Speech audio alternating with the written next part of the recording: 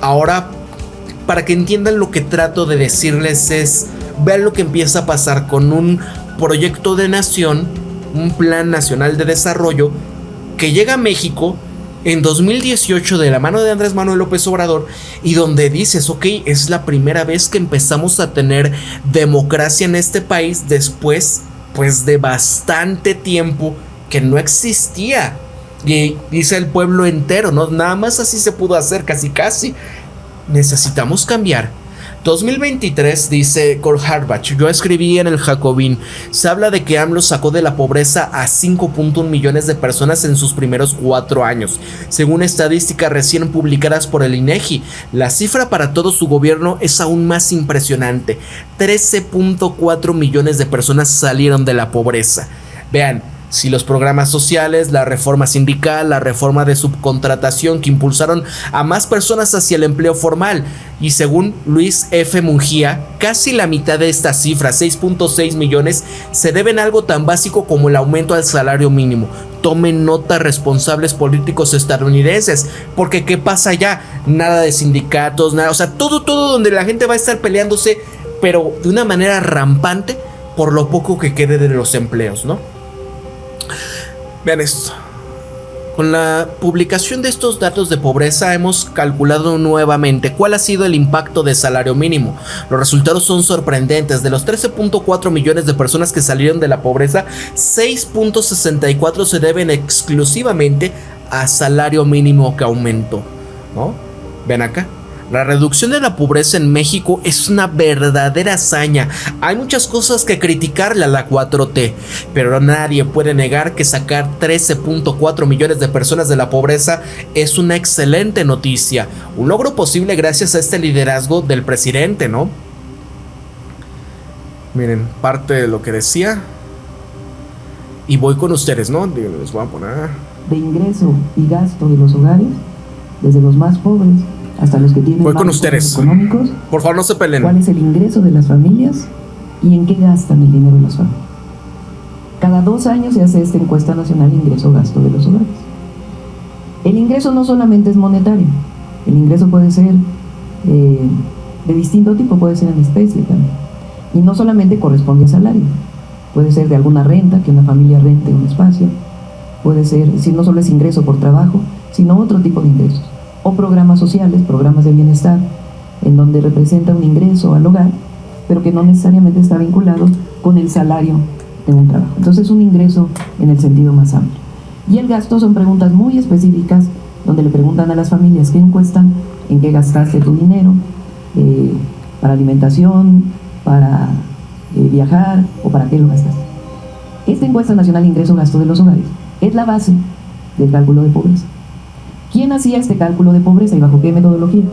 Lo hacía una entidad autónoma, Coneval, que lo realizó hasta el 2022, presentó sus resultados. Cuando decidimos desaparecer Coneval, se le pasa esta atribución al INEGI, y el INEGI hace un área específica para poder seguir calculando los datos de pobreza con la misma metodología que lo hacía el Coneval, es decir, no cambia la metodología, que esto es muy importante.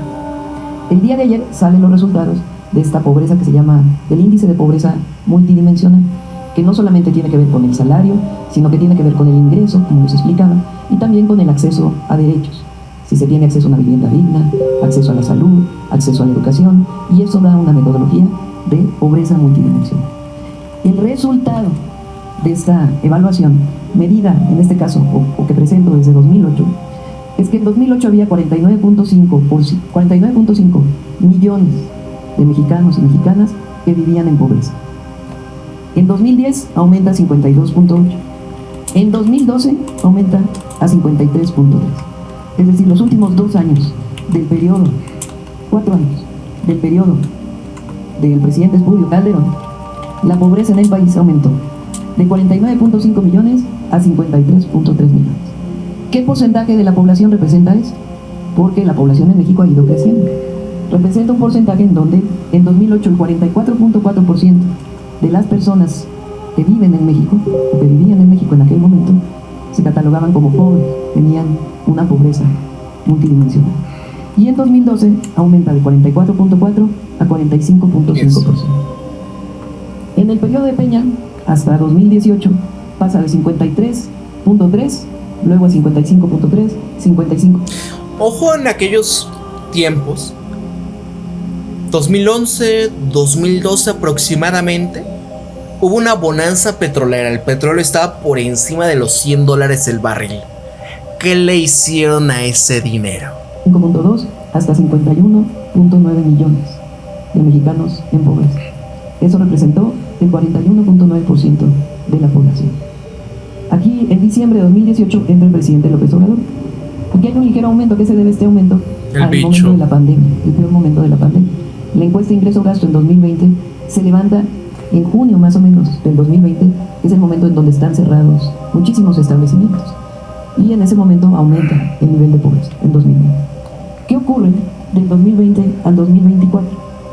Pasa, digamos, en 2018 de 51.9 millones de personas, en 2024 a 38.5 millones. Miren, eso fue asombroso, ¿no? Más de 13 millones de personas salieron de la pobreza. ¿Qué porcentaje de la población? De 43.9% o de 41.9% en 2018 a 29.6%.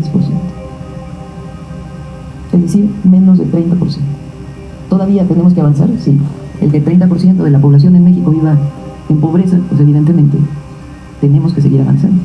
Ahora vean. Digo, es lamentable que todavía 30% de la población mexicana viva en pobreza, ¿no? Pero de como estábamos antes a como venía la tendencia, ¿qué hubiera pasado, por ejemplo, no? Todas estas políticas de mano dura, toda esta situación de no atender las causas, todo esto que estamos viendo ahorita que se viene para Estados Unidos, donde el empleo va a ser para los que van a machacar a los demás, ¿no?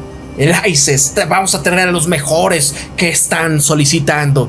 Cuando tú veías a gente de a pie, trabajadores, pueblo estadounidense que dices que no puedo llegar al fin de mes, ahora estoy teniendo que decidir entre alimentar a mis hijos o ya no puedo, y la cosa es, elijo alimentar a mis hijos y estoy con mi esposo eligiendo a ver qué otros trabajos estamos teniendo para poder llegar a fin de mes, ¿no? Y parte de esto era la política de Calderón, ¿no? Hay que dar con mano dura, y había padres que iban, oiga, mi hijo y esto, y sus policías, el otros, es que decían, son efectos colaterales, ¿no? Y a los que le reclamaban los mandaba a desaparecer. Entonces es lo que en Estados Unidos se viene. Vean acá, si hubiese pasado el tema del bicho, ¿hasta dónde hubiese llegado la pobreza en México? Probablemente más del 65-67%, ¿no? Y las condiciones de... Así si de por sí decimos la inseguridad está terrible, imagínense. Y ahí sí, ni poder decir ni pío, ni pío. Se hubiera vuelto a tiempos del PRI, cuando de verdad desaparecían a la gente, cuando de verdad alguna publicación, algún medio hablaba de más, llegaban y pum, pum, pum, pum, destrozaban toda la oficina, ¿no? Y sobre todo, alguien que se pasaba de lanza, bueno, le aplicaban lo que se llama la ley fuga. No, pues es que se fugó, ¿no? ¿Quién sabe qué pasó? Se fugó del país. No sé. Andaba en malos pasos. 2 años. De 46.8 a 38.5 millones de personas. De 36.3 a 29.6 en 2 años. Ahora, ¿qué pasa con la pobreza extrema? 2008, pobreza extrema, 12.3 millones de mexicanos, 11%. Vámonos al 2024, 7 millones de personas, 5.3% de la población. Es decir, se redujo a la mitad del porcentaje. Conociendo además, pues, que aumenta la población en México. Esta reducción de la pobreza es una hazaña de la cuarta transformación. Demuestra que el modelo funciona, porque redujo la pobreza y además la desigualdad, es decir, hay mayor distribución de la riqueza. ¿A qué se debe esta reducción? Evidentemente al incremento en el salario mínimo, a los programas de bienestar y al acceso a los derechos. Estamos con ese tema de los programas, ¿no? Que mucha de la disidencia, ¿no? ¿Cómo es posible que están regalando a sus ninis y que no sé qué? Ahorita vamos. Hay que estar muy orgullosos, como mexicanas y mexicanos, porque este indicador habla de la esencia de nuestro proyecto, el humanismo. Un proyecto humanista se demuestra en esto, en la reducción de la pobreza. Y estamos seguros que vamos a seguir avanzando. Por eso hablamos de la continuidad y el avance de la cuarta transformación. No, o sea, es parte de... Y viene, por ejemplo, Viri Ríos. Mira, veo mucha gente o mucha ignorancia de gente que cree que los programas sociales son la causa de la reducción de la pobreza, y esto es falso. De hecho, entre un 70-73% de las reducciones en pobreza se explican por el incremento de ingreso laboral, ¿no? Que era el tema del incremento al salario mínimo.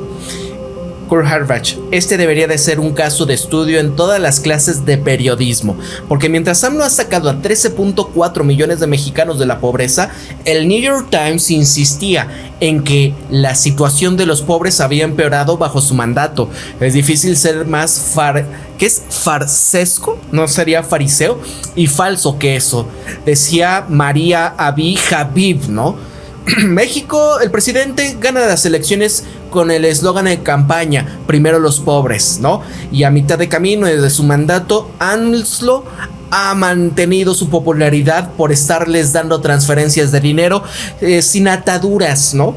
Pero ahí está Plight, pero la pobreza empeoró durante su mandato. Miren el titular: nunca una corrección, nunca una retractación.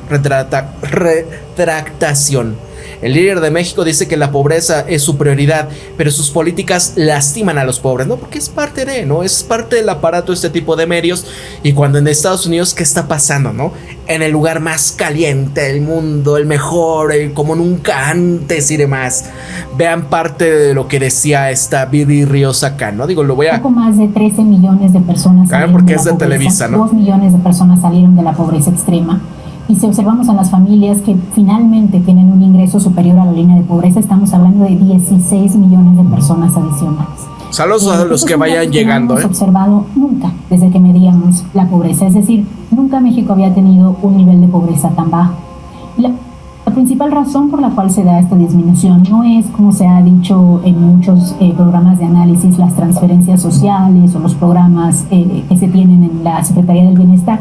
Entre el 70 y el 78% de la reducción se explica por los incrementos salariales. Es decir, se explica porque el salario mínimo se duplicó por encima de la inflación, porque se triplicó por encima de la inflación en la frontera, porque se redujo el outsourcing, lo cual ayudó a que se mejoraran los beneficios de los trabajadores, y por una larga batería de reformas laborales que se llevaron a cabo durante el sexenio de López Obrador. Para mí el dato nos invita además a una reflexión muy importante, sobre todo una reflexión que creo que deben tener los economistas ortodoxos, los expertos, las personas del Banco Central, que por décadas nos dijeron que no era posible subir el salario mínimo sin que se generaran desequilibrios macroeconómicos. Y lo que esta política salarial ha demostrado es que esas personas estaban mal, estaban guiadas por una ortodoxia, por una ideología que causó un enorme pesar en la sociedad mexicana. Su ideología fue un crimen que mantuvo a millones de familias. Leo Zuckerman, para mí horrorizado. Es un llamado fundamental y profundo al Banco Central para que hiciera un análisis de qué los llevó a tener estos análisis tan errados. Entonces yo ahí lo dejaría. ¿No? Es parte de sobre esta situación donde, oye, pues no quieres que aprendan a pescar, que no, con su propio salario, pues es parte de. La cosa es que tienes que incrementar el salario, tienes que mejorar las condiciones.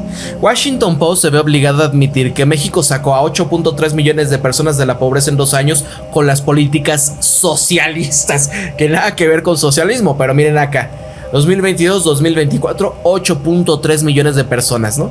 Y así 13.4 millones de mexicanos salieron de la pobreza. Nuevos datos oficiales muestran una disminución de la pobreza del 41.9% en 2018 a 29.6% en 2024. Un logro monumental en medio de la crisis económica del bicho. Explica el éxito y la popularidad de la cuarta transformación de México, ¿no? Parte de New York Times, lo que acabamos de ver, ese tema de este titular de que no sé qué, ¿no? Ahí está, parte de cómo fue disminuyendo, parte de lo que están comentando, celebra las estadísticas de la reducción de la pobreza. Ustedes ya escucharon a Claudia sobre esto. Vean Mario Campa. para quienes están argumentando que los programas sociales no fueran los únicos responsables de reducir la pobreza, tienen razón. Por esto, una buena política laboral salarial es elemental para una reducción honda y sostenible de pobreza. La masa salarial eclosionó en 2018 a 2024. Y ahora bien, para quienes piensan en términos reales lo correcto, una gráfica más ilustrativa sobre la inflación comparativa en los 2 últimos sexenios y las ganancias reales de salario medio, desactualizado e imperfecto, trazándose solamente de las formalidades del IMSS, ¿no? Y aquí está, tras 64 meses de sexenio, el alza salarial media real con AMLO supera el equivalente con Peña Nieto, ¿no? O sea, para lo que te alcanza realmente, para cuántos kilos de tortilla te alcanza tu salario mínimo, ¿no? Y decías, bueno, me alcanzó para 32.6 PPS de kilos de tortilla más. Ya es una cuestión que decías, vean los otros. Te subían un pesito el salario, te subían 2 pesos y no se está... Uy, no, se están rayando mexicanos, ¿no? Se están rayando. Y era la cuestión donde se tenía que hacer justicia en este tema, en este respecto, porque de verdad, ¿no? O sea, y digo, no es que ya le hicimos, México salió, ya somos como China, pero incluso el día de ayer, ojalá y puedan ver eso, el por qué Estados Unidos está tan beligerante en contra de China, es precisamente el tema de los salarios, ¿no? Y no nada más es Estados Unidos, sino el occidente colectivo. Una presión en donde están viendo que los salarios en China han aumentado a un nivel donde dices que ya es demasiado, ¿no? Y es que muchas empresas también siguen siendo occidentales y no pueden cambiar a otras partes. Y eso está sirviendo ¿para qué? Pues un mal ejemplo para todos los demás que quieran seguir lo que está haciendo China. Y sobre todo, donde el pueblo empieza a tener ya un poder adquisitivo más grande y donde, pues, ¿qué pasa el centro y la periferia? Centro, entiéndase por primer mundo, Estados Unidos, los europeos. Periferia, los mundos en vías de desarrollo o conocido como el tercer mundo, donde necesitan así, ¿no? Tener una cantidad de explotación descomunal de sus recursos y de su producción para poder tener algo de dinero y poder gastarlo ¿en qué? En celulares, en vehículos, en cosas de alto valor agregado, pero que obviamente todo ese alto valor agregado se queda ¿en dónde? Estados Unidos, los gigantes, ¿no? Siempre es esto. ¿Y qué pasa cuando empiezas a decir, oye, ¿sabes qué? Ya este precio descomunal o este gasto que tenemos que hacer ya no es tanto. Hay otro mercado, hay otro competidor, China. Entonces empieza a ser un conflicto para estos intereses. Por eso es el tema de lo que quieren hacer ahora, de decir, hay los hombres, hay lo esto, ¿no? O sea, amigos, por eso es de entender lo que quieren hacer ahora, ¿no? De esta guerra que es que contra los hombres, y es seguir señalando, no, es que tenemos que acudir y que México y que estos son los culpables y nos están envenenando con sus sustancias y que no sé qué. Acaban de ver ustedes quiénes son en realidad a los que están poniendo como los malos en Estados Unidos. Por el presidente, obviamente no lo son. A la gente de a pie. A aquellos que están fuera del sistema económico o que son víctimas de este sistema económico que ya se agotó, ¿no? Lo que le está haciendo a la gente sin hogar en Washington DC, la manera de expulsión de muchas personas que forman parte de lo que hace a Estados Unidos girar, y en este contexto son mis paisanos y gran parte de otras personas que son la base de su economía, porque ahora lo que quiere es que, ¿no? Pues tratar de meter ahora a todos los demás gringos en esto. ¿Crees que van a querer? ¿Crees que van a poder? ¿Crees que has visto esto de los trabajos en las obras públicas o en las trabajos de la construcción y demás? La comparativa de, ¿no? Dicen acá, Marisela Elos 7191. Mira, como veo ardidos en el chat, seguramente no son mexicanos, porque tal parece que le desean el mal a México. ¿En serio están comentando cosas malas? Ojalá que no, amigos, por favor, pórtense bien. Digo, todo con respeto, cada quien tiene una manera de ver las cosas diferentes y es respetable. Simplemente, por favor, no caigamos en esto, ¿no? De ofendernos. Dice acá Ricardo, Pablo, recuerda lo peligroso que es darle plata en la mano a la gente como ayudas, dice acá, y cambiar el sistema educativo tecnificando la educación regular y controlar el crecimiento de la población. No hay de otra, manito. Sí, claro, lo que pasa es que miren, por ejemplo, Hay gente que decía, ¿cómo le vas a regalar dinero a los niños? Que no sé qué. Vaya, este dinero no es un regalo.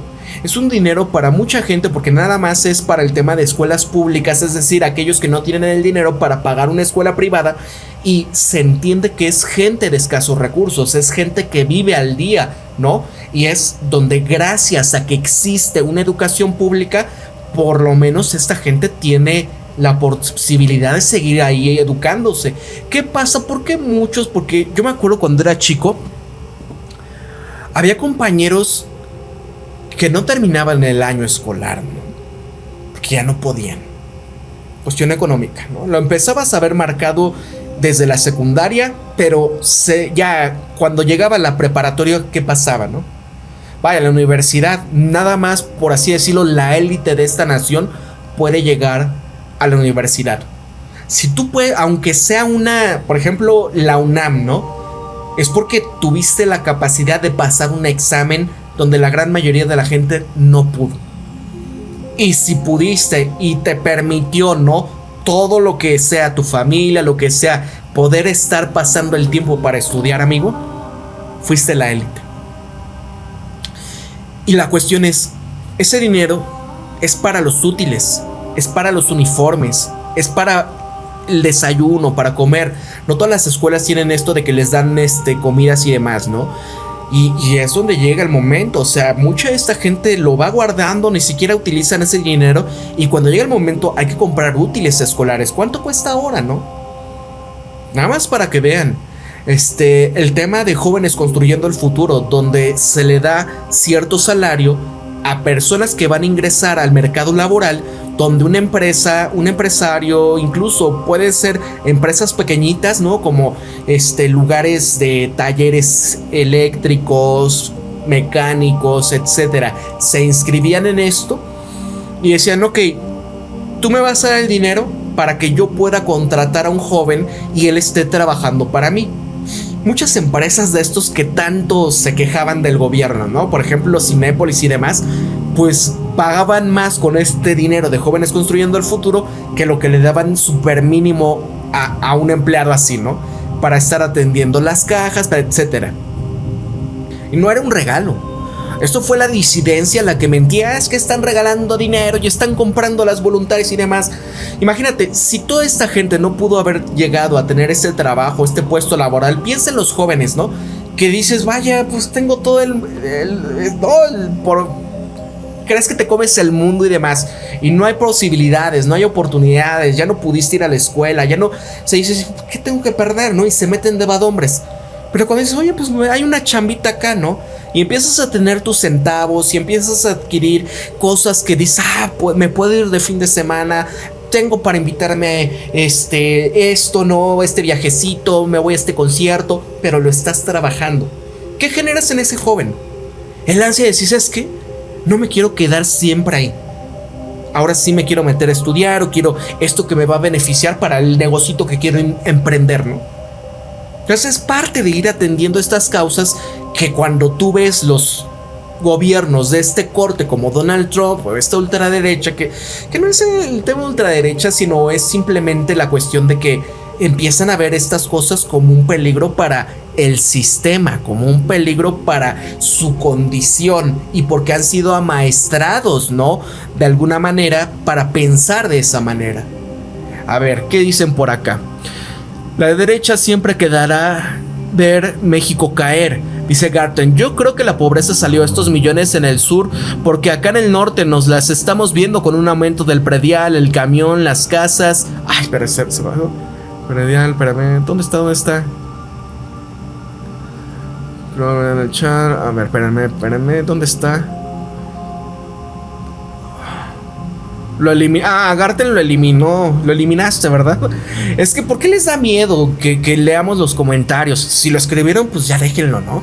Pero esta situación, mucho de lo que está pasando también en el norte del país, pues ¿de qué depende el norte del país? Del consumo de Estados Unidos. ¿Y qué pasa con esta maquila cuando empiezan a ver que, oye, aranceles en esto, aranceles en lo otro? El consumidor estadounidense se está destruyendo, ¿no? Ustedes vieron al inicio de este videoprograma toda esta gente, toda esta recopilación de estadounidenses que ya no pueden consumir lo mismo, ¿no?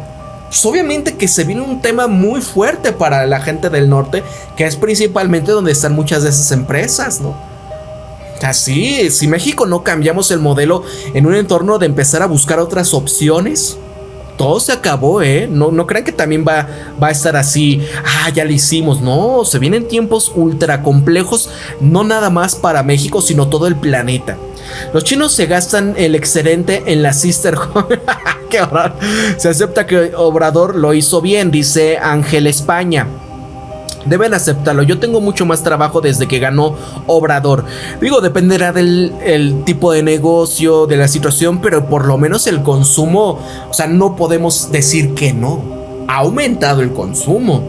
Porque mucho de este dinero que la gente, es que cómo regalan dinero y que no sé qué, y no les den a los viejitos y bla, bla, bla. Imagínate que no hubiese esta cantidad de dinero para empezar a consumir en la economía local, ¿no? Porque al fin y al cabo, este dinero se utiliza para comprar productos que produjo una empresa que le dio empleo a más personas. Es un efecto multiplicador de la inversión, amigos. Dice acá Andrea Victoria Saldívar, no sé si han visto la serie de Malcolm el del medio. Latinoamérica fue un éxito por lo mismo. Estados Unidos no fue un fracaso, dice Andrea. Bueno, también porque la pasaron en la televisión abierta, ¿no? Y fue un horario estelar. Y bueno, a mucha gente le agradó todo eso en Estados Unidos porque pues era, no sé, algo así había leído, ¿no? La infraestructura gringa está obsoleta. China tiene 5,000 kilómetros de trenes de alta velocidad. Estados Unidos se convirtió en un casino. Exactamente, se llama la financiarización globalista, donde el dinero se generaba para las gigantes corporativos, donde, como lo veíamos al inicio, ¿no? Este tema de que el tema de Boeing, cuando es adquirido y se financiariza y empiezan a tratar de recortar completamente todos los costes como pudiesen, y todas estas políticas woke, y demás eran encaminados para pues tener gente que no se preocupase por pedir más, sino simplemente porque tengo un trabajo, ¿no? Y cómo recortaban y lo que empezó a suceder, ¿no? Accidentes y demás situaciones. Y la cuestión es, oye, ¿y los ingenieros y la gente que llevaba tiempo? No. Se empezó a quitar todo ese tema de nada de sindicatos, nada de personal que tuviese tal cantidad de tiempo. Hay que quitarlo, hay que rasurarlos cuanto antes porque vienen los beneficios y demás, ¿no? Y lo que les decía, o sea, gigantes tecnológicos o empresas muy grandes como Amazon, lo que era como el diablo, incluso para Elon Musk, es el tema de los sindicatos, ¿no? Porque obviamente ellos piensan a futuro y saben que pues vamos a automatizar y vamos a rasurar a la gente que queramos, cuando queramos, como queramos, ¿no? Y al final es, oye, ¿y la gente en general qué pasa? O sea, esa es la cuestión.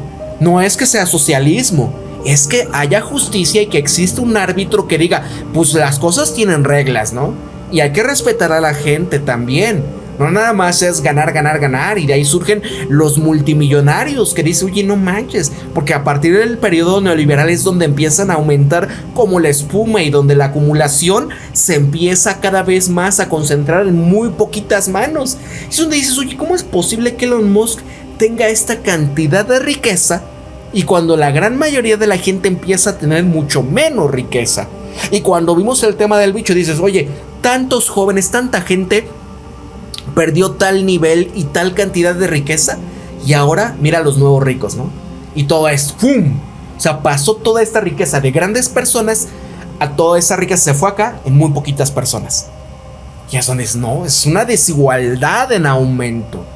¿Y qué viene para tratar de evitar eso? ¿No? O sea, dice Tecnópolis Alfa, sí, yo fui estudiante de la UNAM, yo también, amigo, y estoy agradecido con la posibilidad de que pude hacerlo, pero la gran mayoría de la gente no pudo hacerlo, amigo. ¿Cuántos no pudieron acabar la primaria?